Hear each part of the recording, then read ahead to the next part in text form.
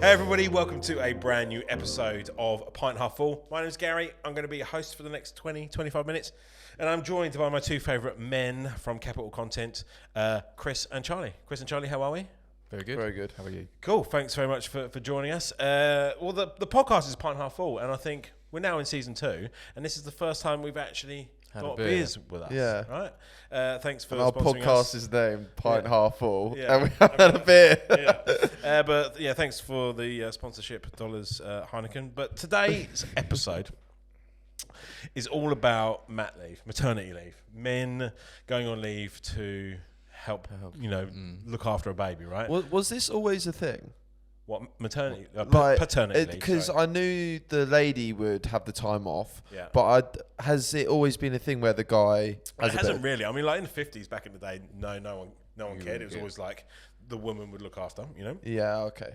But over the years, it's been more and more allowing men to take time off as well, because right. it's fair enough, right? Yeah. And I think even now, one of like the Nordic countries, which always were like really progressive, they now allow up to 12 months paternity leave. Really? Which is amazing. Like that's crazy. I'd love a year off. Yeah. I feel like when you come back though, you like would have forgotten everything that you're doing. Like Yeah, my passwords. Yeah. That's right. What do you get now then? Like 2 weeks? You can claim back as a business owner. Well, you take as much time off as you want, right? But paid, up to 4 weeks. I think it is. I think the government give me back my wages as effectively if I was a business owner up to 4 weeks. Right. So I'm taking 4 weeks. So the reason for the podcast is that I'm having a baby in 2 weeks, right? Wow. That's my second, and I kind of forget. Right, I forget what it was all like in those first few weeks when the baby came along, and oh god, one of the key things I remember. Well, there was two key things I remember that scared the shit out of me. One was the car seat. Right, we had the baby. I'll tell you the story of that later as well, because that's also good too. This is a funny one. But the car seat, right? I had obviously, as a first time dad, when Garrison was coming along, I put like a teddy bear in the car seat to kind of work out how to put something in the car seat and then in the car. Interesting. And I was like, okay, cool, sorted, sweet, brilliant. And then I had a real life human being that had been alive like 60 minutes. Yeah. And I had to try and put this baby, and poor Garrison, he wasn't prem, but he was the size of a prem baby, so he was really little. And I just put this baby in, and he was like this little gremlin. Like that. Honestly, engulfed by a massive car seat. And I was like, are you just going to let me take him home? Like, are you just going to, like, I just now It is crazy to think. I just walk out of the hospital. You just walk out. There's no manual. There's no nothing. Like I literally, Georgia went through a horrific like time trying to give birth, and then we just grab the baby and then just walk out. That's scary. Like I hadn't actually thought about it in that way. Yeah, man, like, that's it. And then the hospital was like, see you like never. Your job now. It's kind of like Honestly, wow. and it was like I was driving like 5 miles an hour on the way home. Fucking get away from me! Get away from my car! Stop driving so fast! I was really like that, trying to get home. And the other thing that I learnt, or that I remember, from having my first child, was the first night. So getting home, putting like the baby in the car seat, like on the floor, going, now what do we do? So Georgia obviously went to sleep because she had a tough time. Yeah. And then what I did was I sat with the baby, and then put the baby down. It sleeps with you in the Moses basket in the bed and whatnot, and you're up all night. And so I got up the first night, and I was like, don't worry, you sleep. And I took the baby downstairs. I was living in like that little cottage over by Oden's Park Hotel, and I was sitting there, and I was like, oh god, it was like 5 a.m. Just trying to hold the baby, keep myself awake, and I could see through the window like the black night turning like navy blue. Oh yeah, it's when you're doing all nighter. Yeah, man. The last time I saw that was a fucking all nighter. Yeah. And I was like, oh, my life's changed now. That's it now. Yeah. Like, it hasn't. I still do all nighters, but honestly, I was sitting in the chair. I just had a moment. I was like, I'm a fucking adult now. It's like it's horrible. Anyway, So we'll come to the topic of paternity leave soon. But the birth is a great story, right? So this is during pandemic, quite early on in pandemic actually. I think Georgia had to go off a couple of months beforehand. Anyway, Georgia had to go into hospital, ready to, she was going to give birth anytime soon, kind of thing. So she was there. It was the first night. I had to go back home. I wasn't allowed to stay in there, and she was like, "It's not going to come tonight. Don't worry. Have a couple of drinks. You'll be fine. Don't worry." So I had a couple of beers. I think World Cup or Euros were on at the time, or whatever it was. Anyway, I went to bed. I had my phone on loud, and 3 a.m. my phone rings. Like the loudest it's ever fucking rung before in my life, and I pick it up and I'm like, like mid dream and you're trying to run, and it's like, I was like, because I tried to do everything so quickly. Anyway, she's like, something's wrong, you need to get here. I was like, shit. So I absolutely put my foot on the pedal. I remember speeding down St. Peter's Way, the dual carriageway, and then again 3 a.m. right. Mask on, delusional, about to have a baby, a little bit hungover, and it said that I got to the buzzer. Buzzer was locked, so it wouldn't let people in, and it said press buzzer to talk. So for some reason, I thought that meant press buzzer and talk. So I pressed it, and it went blah, blah, blah, blah. And as it was doing that, I was like, "Hi, it's Gary. Hi, blah, blah, blah, it's Gary Gumbel." And they're like, "Stop pressing the button." And so I was like, "Yeah, okay, cool." It's Gary going to hit Sid. And I'm like, fucking they must go, this cunt down there. If I can't, like, what is he, drunk? He can't press the fucking button. Anyway, they let me in and I'm running around. So what was happening was Georgia was having these really strong contractions that was cutting off the airway to Garrison. So it would go for seconds. His heartbeat would really drop low because he couldn't get any air. And then the contractions would stop, and then his heart rate would come back. And we tried to keep it going. We tried to do like the inducement, where it's called being induced, where it's like a little hook trying to cut the bag or whatever. Then a few hormones or whatever, and it still wasn't working. They're like, okay, cool. Let's get him out. Let's give you an epidural. Let's do an emergency Caesar. And I was like, fucking hell, right? This is again 3 a.m. A little bit hungover, first child. It's fucking scary. It was well scary. Not all pregnancies are like this, obviously, right? Yeah. So then so they turn us sideways on the bed. They're like, okay, father, whatever. Okay, dad, sorry. You look at her. We're about to do a massive injection in her back, which is the epidural, right, to numb the hips. Oh my word. Yeah, disgusting. So they go. They start filling up the sink in the corner, and. So the chick washes her hands, she walks away and she starts doing the injection, and then the sink taps start going again. They're like automatic taps, and I was like, oh wow, that's clever. Maybe it thinks that the person's going to go back and wash their hands. It knows how long it takes, blah blah blah. Yeah. And then it kind of got to like just to the top, like the sink was filling up. It got just to the top of the sink, and I was like, oh, do I say something here? Like, but then I'm like the new dad. And I try and tell the nurses, your sink's about to overflow. Yeah. Like, all right, new dads, we've got it. Don't worry. We're okay, right? Yeah. And then the sink started overflowing and fucking water was pissing everywhere. And the taps were broken. And I could have stopped it. But I thought it was a thing. And I thought the nurses were going to... That's the thoughts in your head from the other episode. So, then the water started pissing everywhere. Anyway, epidural, then... within 3 minutes, I'm in the brightest, whitest room you've ever seen in your life. And Georgia's lying down on the bed. We've got like a barrier where you can't see anything. So now I'm sitting here. Georgia's there. The listeners won't know what I'm doing, but in the video, she's sitting there. She's got like this barrier so she can't see. And obviously she's a nurse. She knows a few people in the room because she does all this kind of stuff. And then they go, okay, cool. We ready? We're ready to go. And they're about to cut her up. And she's like, oh, I can feel something. Oh, it's so brutal. And I was like, oh my God, you can feel what's going on. Oh. So they're like, more gas and air. So they doubled down on the gas and air. She was high as fuck.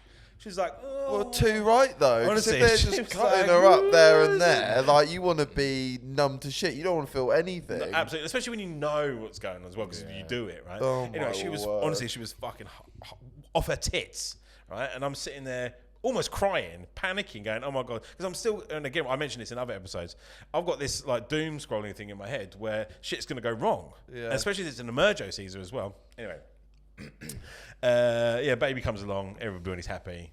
It's great. But it was a very hectic 3 a.m. scenario of giving birth, and then you're stuck with it for the next 18 years. And another one in 2 weeks. And another one in 2 weeks. And so I only remember the shit, right? But it's obviously lovely, don't get me wrong. I see now videos on TikTok of kids being cute and stuff, and I love it. I'm really looking forward to... Because Garrison's almost 3 now, and he doesn't cuddle as such. He cuddles his mum. He doesn't cuddle his dad because I'm tickling him and stick my finger in his ears all the time. So he comes nowhere near me. But it'd be nice to have an infant that can't get away. But there'll be a lot less sleep, sadly. Is there because I know you said about the teddy bear in the back. Is there... Because it's it's kind of one of my biggest fears is looking after another human being. It's so scary. Yeah. So my question is what else did you do to prepare for it, or were you right, let's just go for it and see what happens? Oh, well, I just rock up to 9 months later. Rock up. No, I read loads of books. I did really research it because I was first time dad. I really kind of got into it all because I'd seen other friends that were having kids and not really knowing much, or just kind of sitting behind the woman and doing stuff, right? Whereas I wanted to absolutely know everything, and because she had an emergency Caesar, she was then on her ass for 4 weeks and couldn't do anything. She couldn't, not even allowed to get off the sofa, let alone drive anywhere. And this was again during the pandemic, so we were just stuck in the house. And it was that first year of super hot weather as well. It was 35 degrees where you could open the window and it's exactly the same temperature. It was just, there was just no hotter indoors and stuff. There was no getting away from it at all. And we had this infant in the bed with us. But I did loads of prep, but it still doesn't prepare you at all. And do you know what I was also worried about was the cost. I was like, man, I'm fucking skin already. We were on lockdown. We were on furlough. We had no work. We were sitting there fucking twiddling our thumbs. And a baby popped out. And I'm like, God, how am I going to afford this?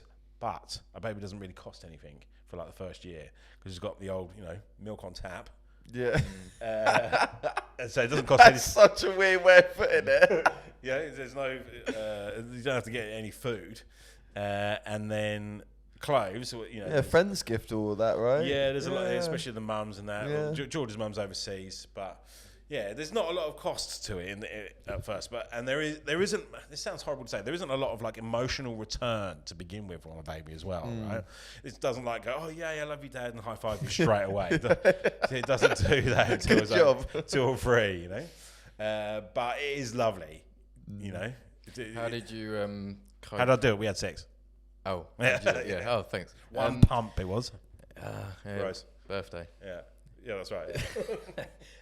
How did you cope with the lack of sleep? Because I know that you sleep. I fucking love 12 sleep. hours a night. I do. And obviously Georgia's she's up breastfeeding all the time, and whatever. But then were you always up with her, or? No. So we obviously during the night, Georgia will breastfeed, and she'll be up, let's say 2 or 3 times in the night, because the baby has no idea about time. Right. That's the reason it wakes up. Yeah. It's hungry. It goes, I have no idea about time. So I don't care whether you're asleep or not, right? So she would kind of really look after Garrison throughout the night, and then during the day, I would kind of tag in. There'd be bottles. I would, if she wanted to go and sleep, I'd just stay up for 2 hours, and vice versa. I would obviously wake up because there's a baby crying right next to me, being fed on the breast. But then we just tag each other in, and it basically you're jet lagged for 4 weeks. Is what it is, that's the feeling, because you no longer have 8 hours sleep. You have 4 times 2 hour sleeps throughout the day, and you just become that nocturnal. Not even nocturnal. It's like you've spread your sleep throughout 24 hours rather than doing 1 8-hour shift. But you're right, I fucking love a sleep. And at the moment, Garrison's sleep pattern is great because he's on 1 nap a day, 12 till 3. He was pretty good from really early on. Yeah, he didn't walk very early on, but he slept really early on, right for the night. Yeah. So he sleeps 12 hours at night and 3 hours during the day, and that is the fucking dream. That's what I want. My nap time is now 12 till 3, right? But that is also a trick, right? You nap when the baby naps. Yeah. But we had a few scares, he stopped breathing just randomly when it's in the Moses basket, just in the living room. We could hear a little bit of and we both kind of jumped over because Oh you couldn't my really see him, word. and he's purple. How did you fix that? Well, he just started breathing again. We're like, Just thank by goodness. magic? Yeah. Oh Holy yeah. shit. He was like turning blue, and then all of a sudden, posh, he just kind of came back again, and we're like, what? No one told us this happens. Oh my god. But that was the only time it happened, thankfully. Yeah. And he started walking late, but now he's I say late. There's always this comparison about age versus stage and other kids. Yes, he did start later than other kids, but it's not like we all walk by the end of the day. At the end of the day, shall I say? I think probably the scariest part for me is. Hopefully will be finding a partner is the fuck you is going to the hospital and then actually being there, because if I'm fainting in a cinema watching Twilight okay wait did you actually do that? You didn't do that. Well, basically I did. Because you went to the cinema to watch Twilight. Yeah, of course I did. And then mate, every kid my age was watching Twilight. 100%. Yeah, female. No. Okay. My brother came with me, and he's older than me. Oh. Yeah. Did he drop you off at the car park and then went off to watch like Fast and Furious 3? Mate, everyone I knew watched Twilight. But anyway, so is that because you're not good with blood? Yeah.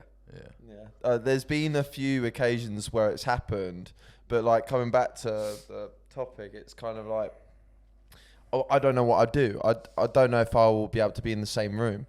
Because there's so much blood, right? And obviously the baby's covered in blood. Especially on a C-section. And then I'm fainting. There's another issue, isn't there? Yeah, so can we have a doctor? Don't give a Charlie, please. It'll be like Wolf of Wall Street, have you seen it? Where she's pregnant. Yeah. So I'm definitely not the business end. I'm at the head end, and I'm talking to Georgia, and like we've got this barrier here where I can't see anything below neck because she goes, okay, we need to get some plans in place. Okay, cool. Do you want to cut the cord? No fucking way. Yeah. No. I'm going nowhere near that. Yeah. I do not. I don't want it to like, dispel the vision that I have of my wife's vagina. Yeah. Because I'll go around You're there. right, to be fair. And there'll be head and shoulders coming out of it. And that will ruin it for the rest of my life. I'll be like, all I can picture is now head and shoulders coming out of my wife's vagina, and it's just clip that. That's the name of the podcast. Head and shoulders out of my wife's vagina. Charlie, have you thought?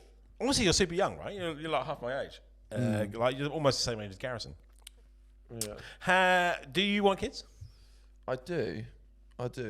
Not for a while though. Yeah, definitely. I feel like, I don't know, 27 is probably the minimum, I reckon, and then onwards. So late 20s, you'll be like, okay, I'm open to. Yeah, I want to get settled first for sure, because you Yeah. need something behind you.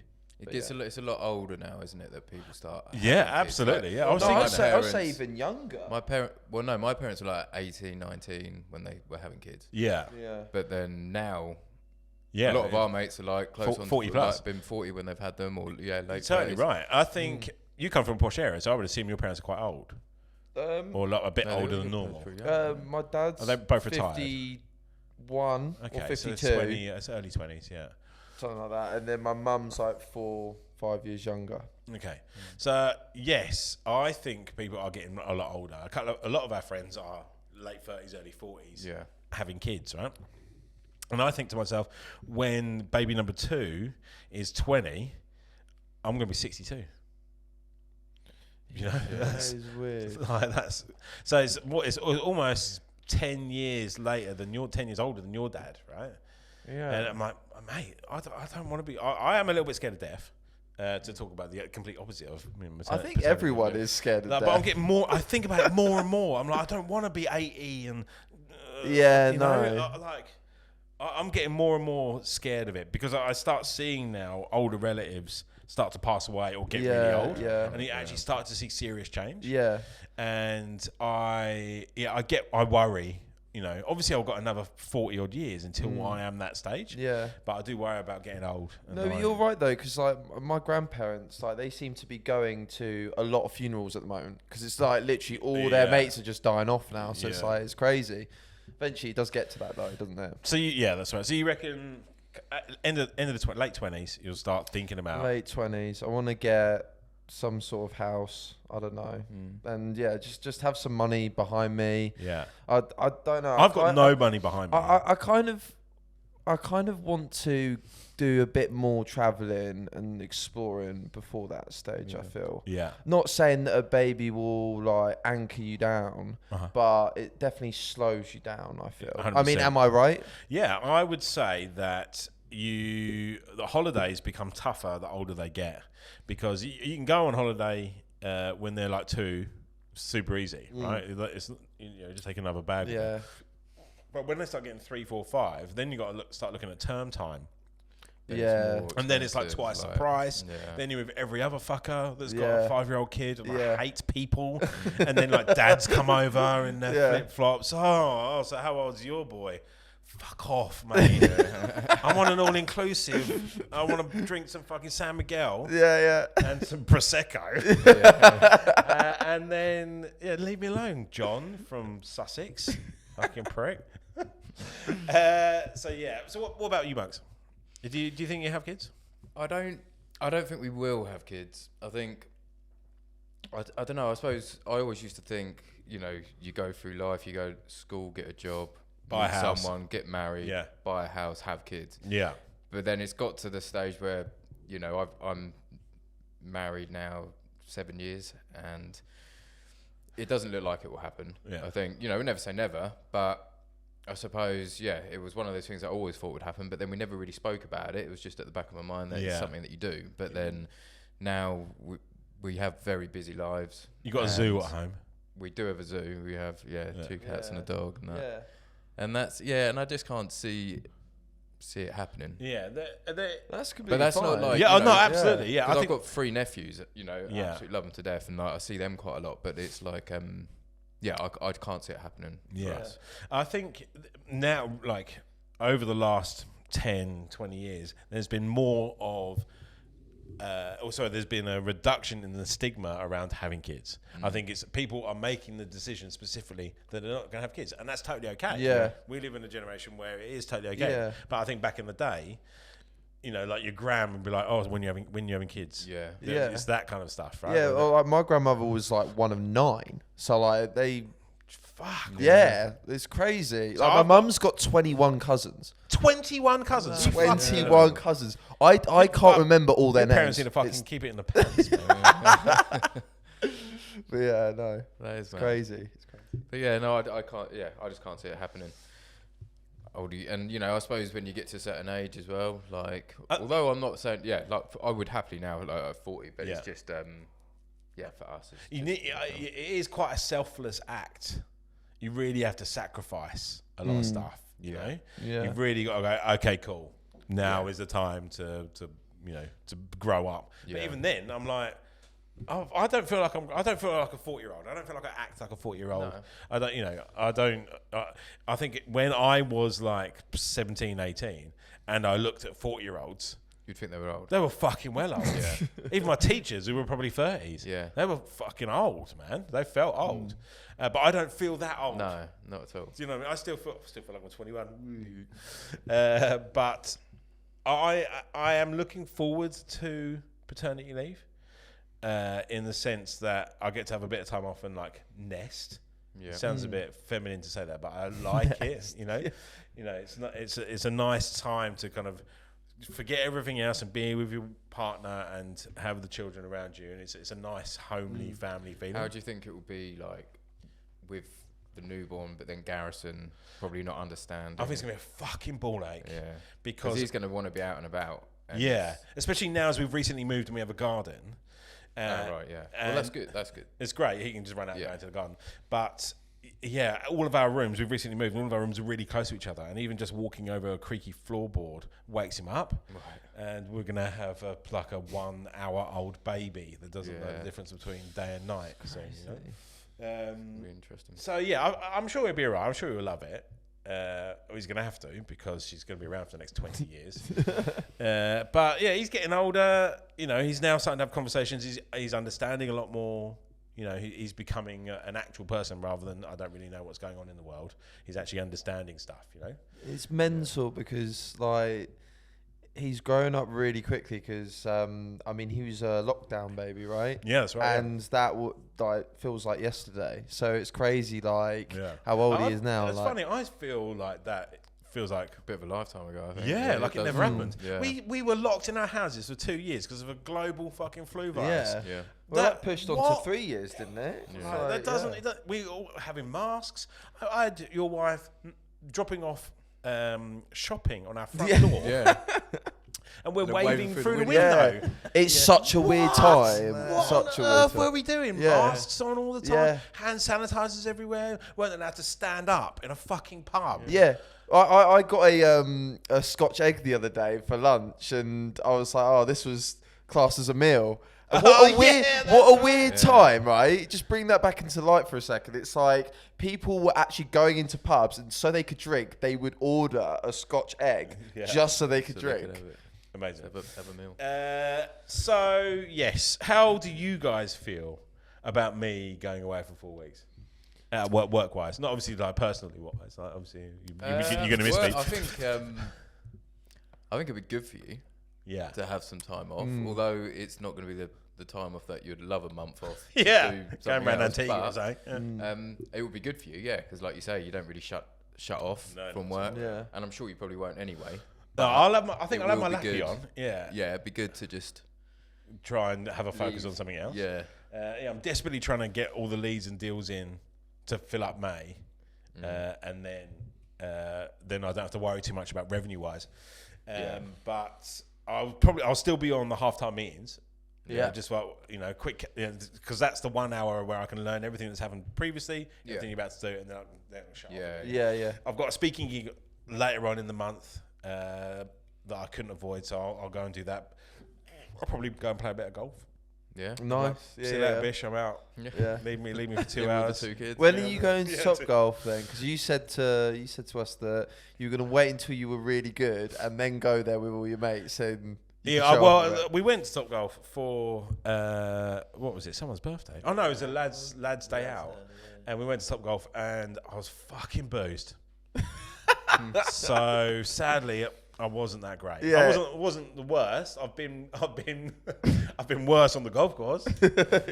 Top Golf was a shock to me, if I was honest. It felt like Weatherspoons, but for golf. Yeah. You know what I mean? I got in there and there's fucking hundreds of people, like sluzzers everywhere. Yeah. It's so spenny though as well. Like the food is crazy prices and stuff. Oh yeah, it cost us a fortune, didn't it? Like, that's right. It's crazy. I think it was just over 500 quid for 2 bays for like 2 hours. What? Yeah, I know. fucking Between outrageous. So they had to get food because we thought, if we boozed all day long. That's crazy. Any more questions for me? Like, do you worry about having kids? Don't have kids. Have safe sex. Pre-cum gets you pregnant. What about any worries about me going away for 4 weeks? Are you worried about that? I'm confident. I think we'll be all right, and I think we'll prove that good. We're good enough. Prove that we don't need him. Okay, well that's it. That's been a nice little topic. Nice and serious, nice and fluffy. I'm going on paternity leave in a couple of weeks' time. I'm going to try and record a couple more podcasts before I leave. Thanks so much for tuning in. If you got any questions about kids, safe sex, you can write in to charlie@capitalcontent.co. Thanks so much for tuning in. You can get your podcast wherever you get your podcast injection from, Apple, Google, or Spotify. My name's been Gary. They have been Charlie. We've been super rehearsed. Thanks so much for tuning in, and we'll see you again soon. Peace.